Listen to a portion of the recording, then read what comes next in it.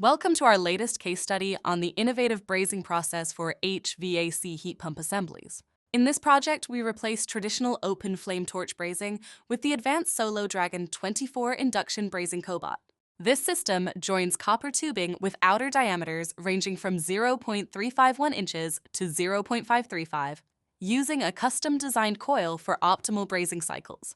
The parts are presented via a conveyor system, and a 3D camera integrated with the Dragon robot ensures precise joint recognition.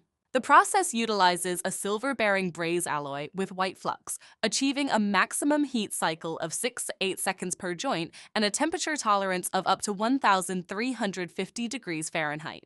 Our tests confirmed the system's efficiency and consistency, significantly improving quality, reliability, productivity, and safety. For more details, refer to AR 3463, 8697. Don't forget to subscribe to our YouTube channel for more case studies.